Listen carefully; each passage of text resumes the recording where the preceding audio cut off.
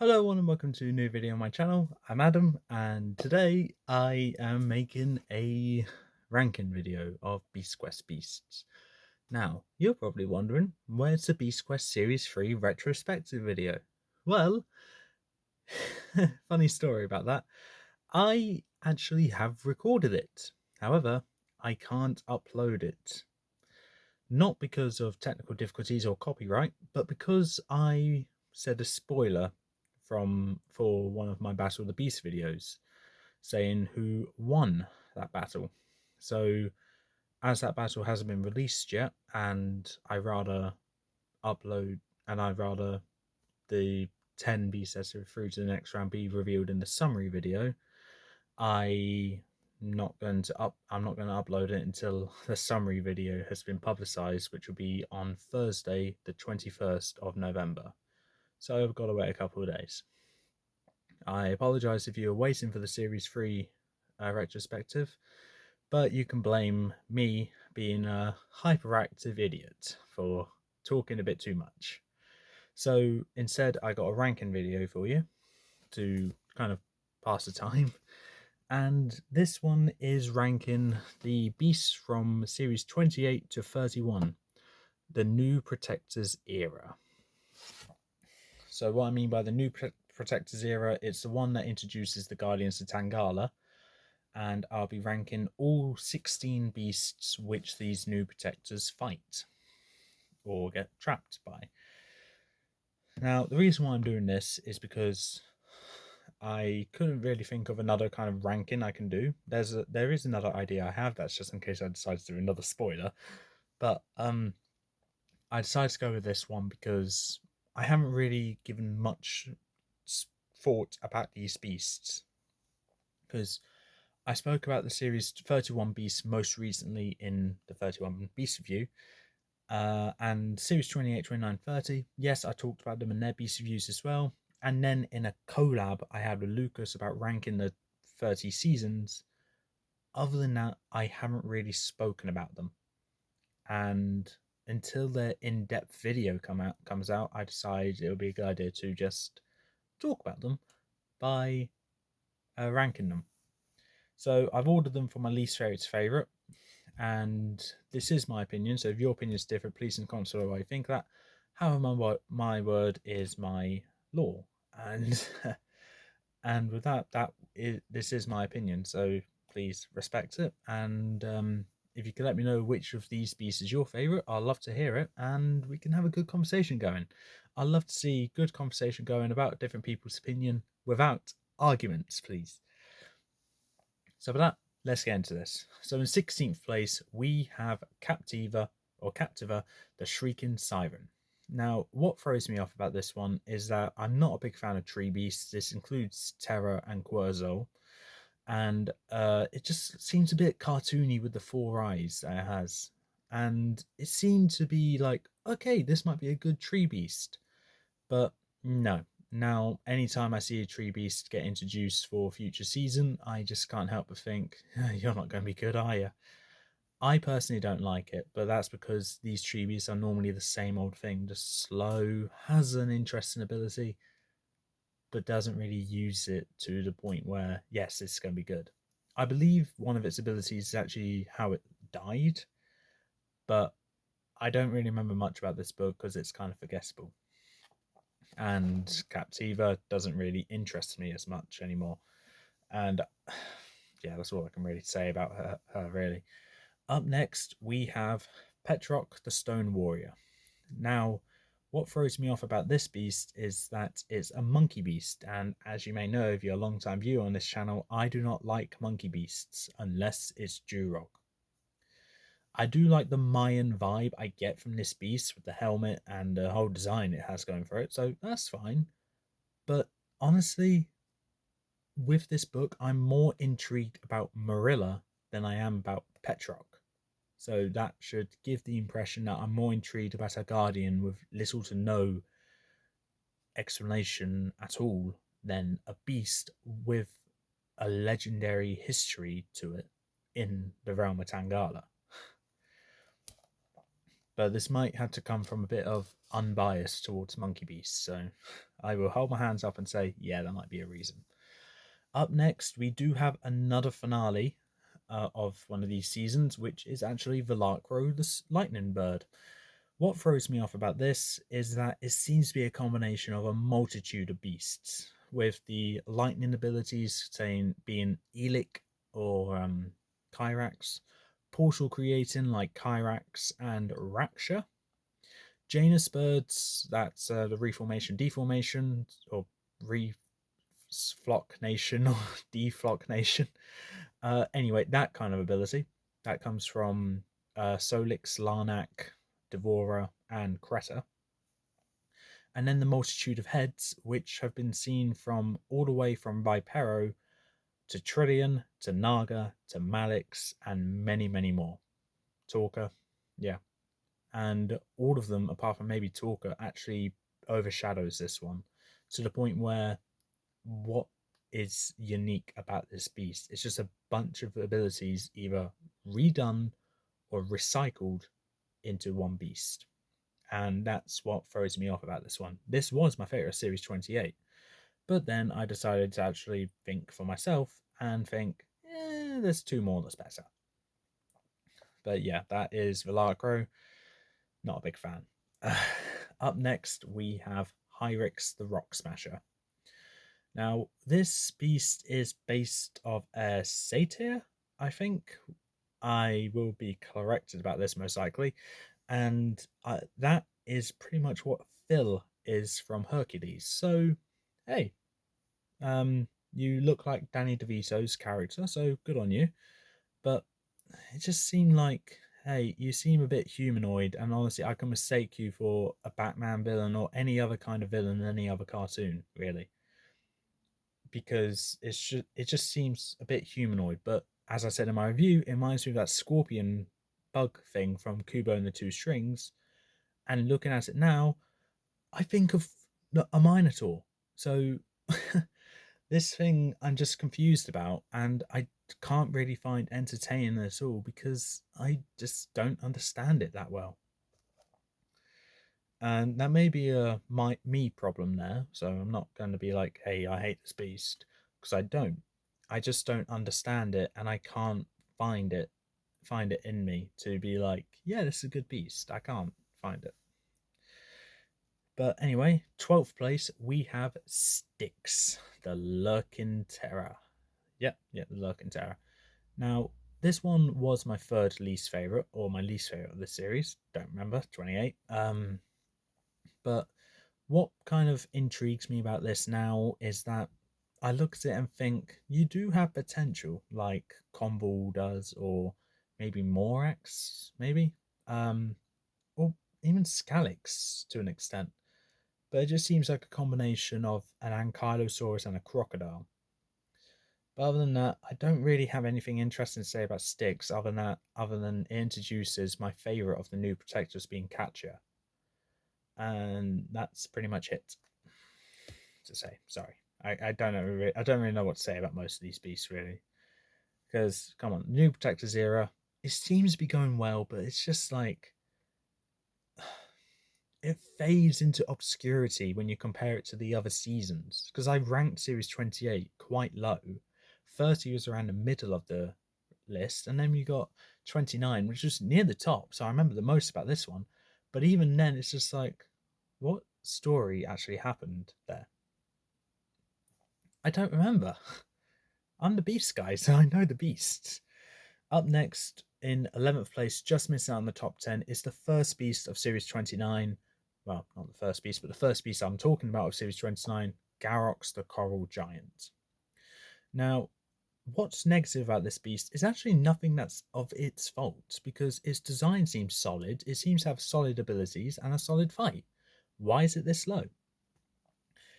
Personal preference, I just prefer the other beasts more, so that's one. And another reason is actually because of how it gets overshadowed greatly by the other beasts of Series 29. And what I mean by that is compare it to Series 9, where the obvious standouts are Silver and Torpix. But then when you think about what's the third best beast, that's where debate happens, where you're just thinking, who is the best? Because it's who's the third best? Because it's a tie, because you don't know what to say out of Karaka or Spikefin, or God forbid, Ursus or Minus. But there's just that big of a gap where you know what the top two will be in the ranking. Whilst with any ranking I would see on Series 29, I'm confident of seeing this beast in last place because the other beasts are just on that next level that elevates Beast Quest and made me feel like they still have some creativity in them. The writers are not like recycling abilities, not copying and pasting a beast design. They're actually being like, yeah, we will make them look great, simple or great. So that's a bit of foreshadowing on what's happening for the rest of this. But we're in the top 10 now. I'm doing a last minute change up for the ranking because I simply feel like this beast should be 10th place. And with that 10th place, we have the last beast of Series 28, Osiron, the Fleshless Killer. Now, what throws me off about this one is that it's a good starter, but if you ask me about the beast, all I can say is the obvious agility, natural weaponry kind of thing, enhanced durability, maybe a reformation, deformation ability, and it has this fog, which I believe makes your opponents nauseous. Other than that, I can't tell you how the fight went. I can't tell you any more abilities that it may have, and I can't even tell you about the story.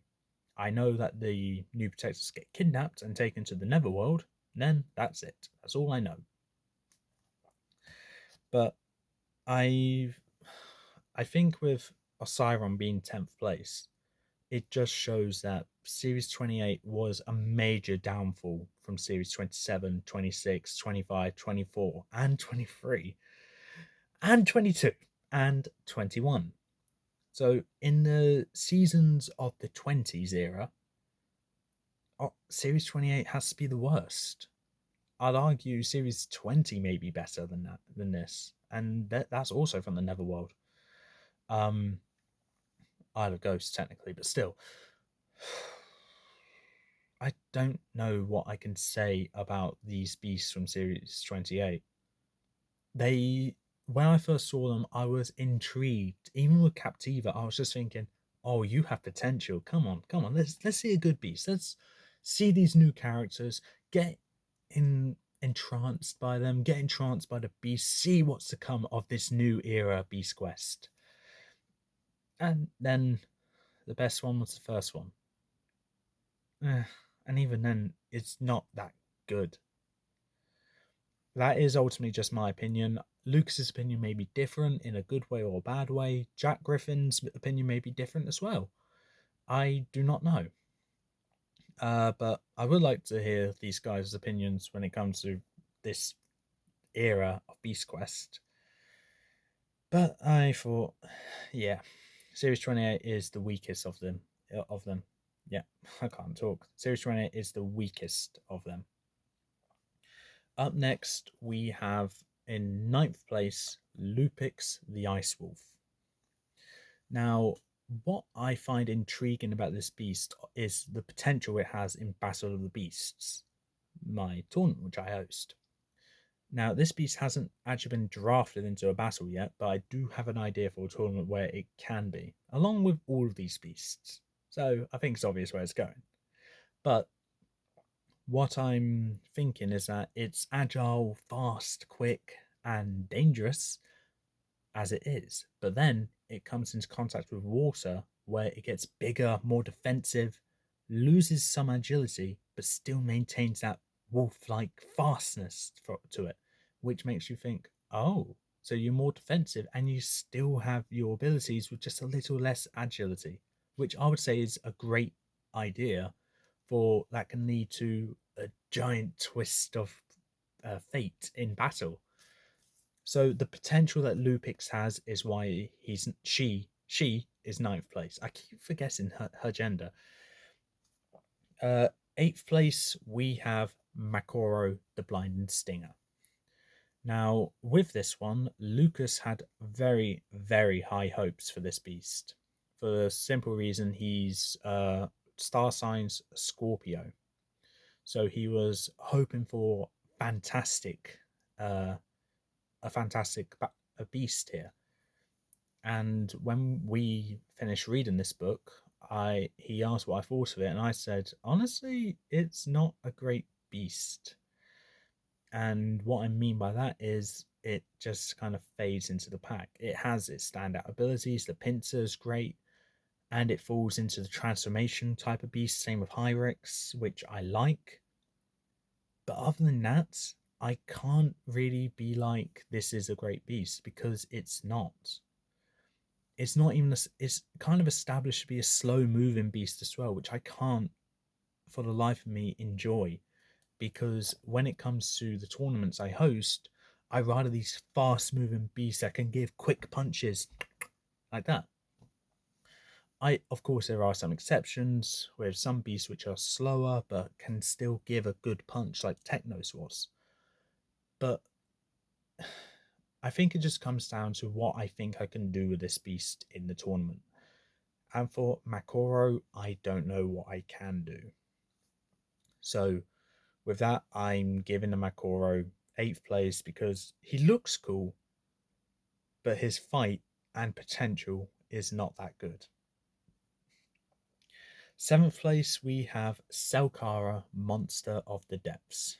Now, why this beast is 7th place is because to me, it's actually not a bad beast. It looks very cool, good. It's been established as a very strong beast and is has a worthy title of a quote-unquote boss level beast, which is a self-made title which myself and Lucas give to beasts that we think are worthy of it. So most of the time they're finale books, but also beasts which just hit that next level of, okay, this is going to take a good deal of fight to take it down. So we'll say other beasts like Wardock or Torbix or Raksha. Okay, I'm being a bit biased here, but I'm also thinking like most specials. I can't think. Morax. Morax. So a beast is not even a finale beast. That is just established as a titan that can be a boss level beast. And Selkara fits into that segment. That is why she's 7th place. The reason why she's not any higher, though, is because whilst she does fit into that, story perspective wise, I don't know anything. I can't remember anything from this series, from this book, as important to the story. I know Selkara's real name is Selma, and Selma was a bandit of Tangala, along with whatever the other guys' names are. Yeah, I don't even remember. I don't even remember the other guy's name, the other people's names, and one of them is still to come. But with Selkara being built up to be this strong four-armed beast in the water, naturally I'll be interested because I do like my water beasts. But having four arms reminds me of Four Arms from Ben 10, Apex from Lucas Green's Lynxie series, but also Magro, Ogre of the Swamps, which in my opinion is one of my favorite, well, not my favorite, one of the better specials because it's a simple beast, don't get me wrong, but I still like it because it's still great in my opinion. But ultimately 7th place because I simply believe the other 6 beasts are better. In 6th place, we have Pyrano, the Water Dragon. Now, why I put Pyrano this high is because of it is a great design. I do like the design. However, what throws me off it is everything else. The fight was kind of predictable and a bit ironic, but also the abilities. I can't for the life of me actually like the abilities because we've seen them before. Even the flight one even flight without wings. Hold on, we have seen that before. Hold on, let me find it.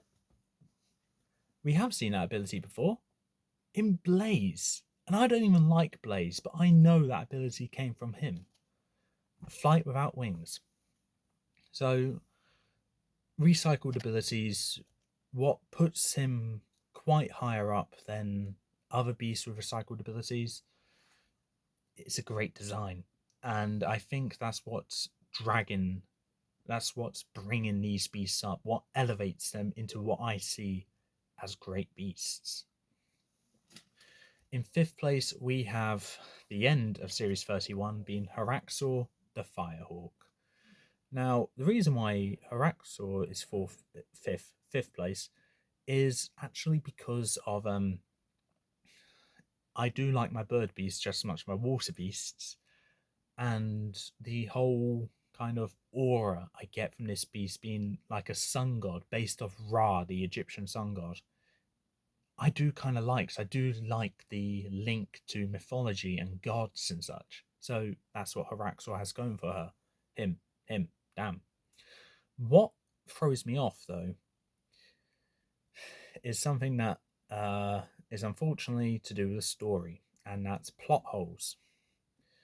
And I already went on a long tangent about this plot hole that I have with Series 31, which drags it down for me. So I'm not going to go into it now, but I'm just going to say if these beasts are based off Tangarn legend, they shouldn't exist. Yeah, I'm aware that sounds a bit harsh, but I don't know what to say. It is kind of ironic though that out of all these beasts from Series 31, my favorite of them has my least favorite animal companion, being Veradu. Veradu is an alright animal companion, has my favorite new protector, being Catcher, but honestly, Marilla and Azul are the better animal guardians, and I do kind of like the sassiness from Rugara.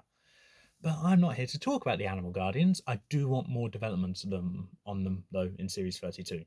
So hopefully that comes. Now we're down to the top four.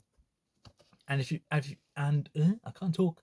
And if you've been keeping track, you will know that 3 of the top 4 are from the same series.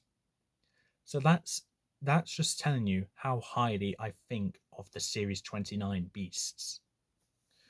And in fourth place, it's actually a close one between third place as well. I'm actually debating on changing it. I'm okay. I'm not going to change it, but it may change, in my opinion, in the future. But in fourth place at the moment, we have Calderon the Iron Bear. Now, as Lucas says about this beast, because he does like this beast, I believe this is his favourite of the series, it has some really good abilities, being able to absorb metal and get bigger, send out a flame-like aura. It has some great abilities, some of which we haven't seen before. It does have a bit of a predictable fight, but even then it was still a great fight. It has a good design for what is ultimately a bear, and I don't like many bear beasts. I mean, have you seen my review on Ursus? Seriously.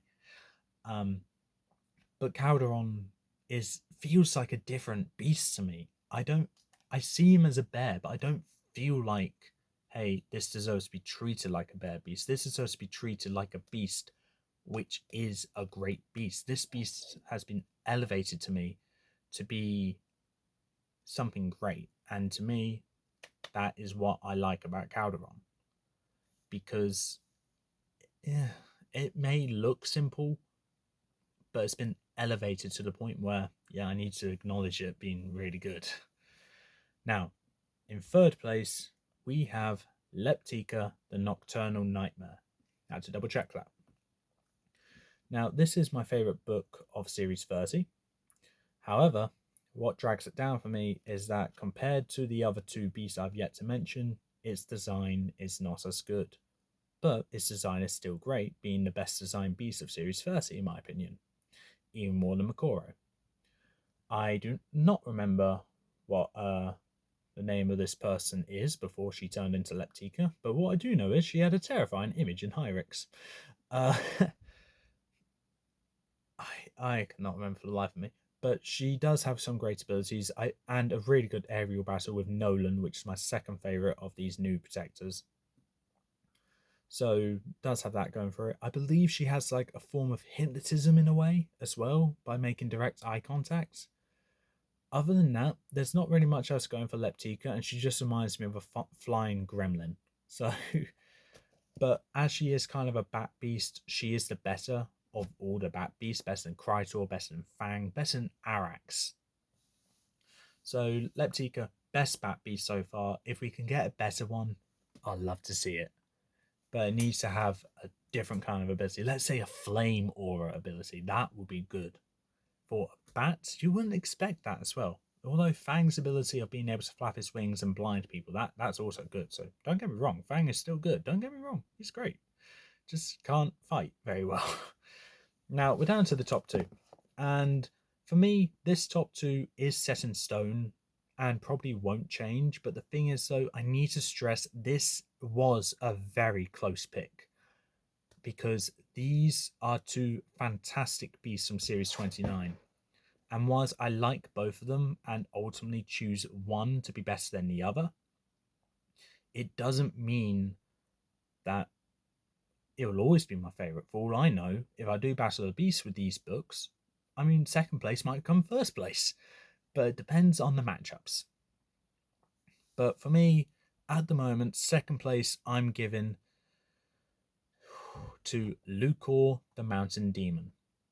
And for that, I'm saying this because Lucas pointed it out to me, and the more I look at it, the more I think, oh my god, this is a fan-made book for one specific person in mind. Now, what I need to say about this is that, well, let's talk things through. As far as to my knowledge, from reading just Series 28, Lucas's favorite new protector was Catcher. Lucas's one of Lucas's favorite side characters is Dautek. Okay, the beast's name is Lucor. Sounds very familiar. It's a Lucas. Demon down there. Hold on, he has a character called Demon in Linksy series. Oh god, and main character Lynx series is a white cat.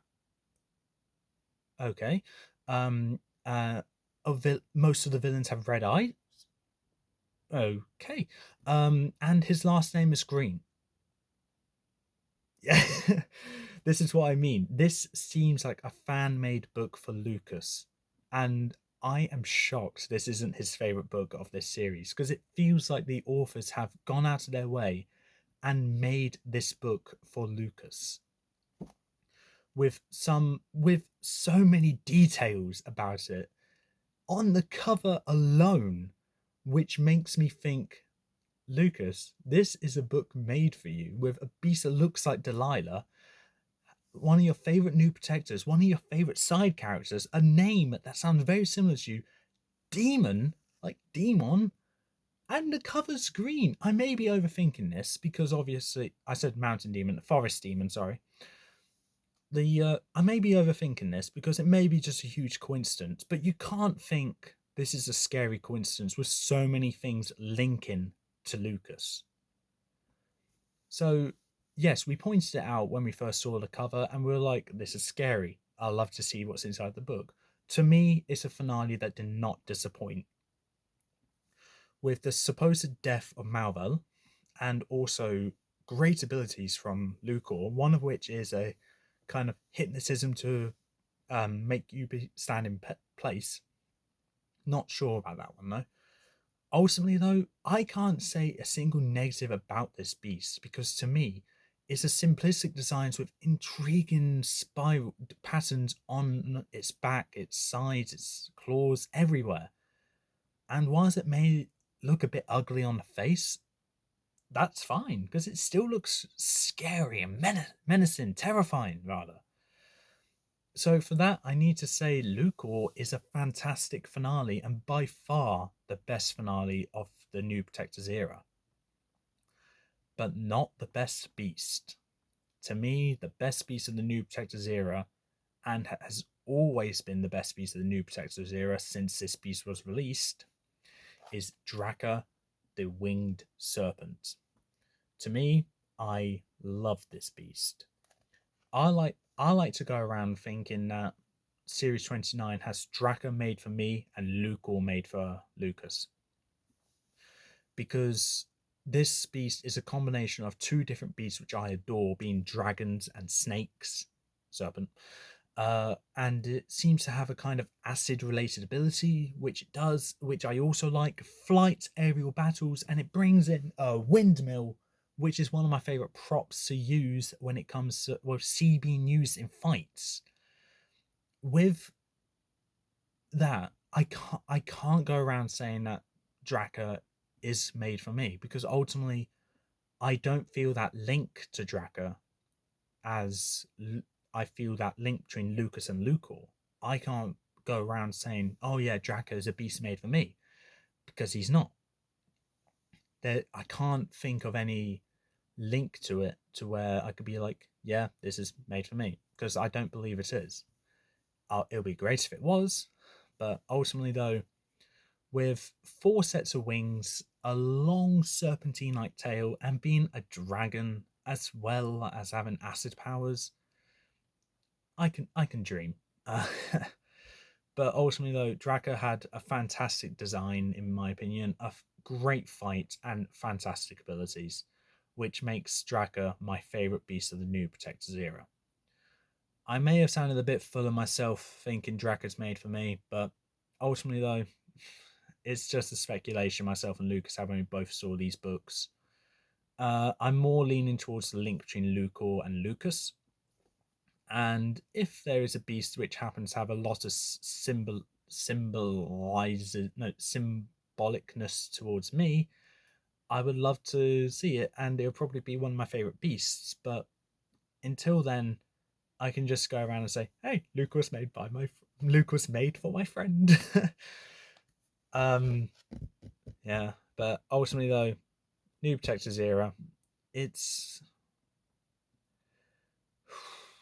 I think for the New Protectors era, Series 28 is like the growing pains where you're just being introduced to it. You want to go back to the old era, but you need to like deal with it. Series 29 is where they hit their stride, in my opinion. Series 30, they brought back the Transformation Beast, which is what I love about them. Then Series 31 tried to incorporate lore of legends and such, which is good, but only one of those seasons to me was a home run, and that was Series 29.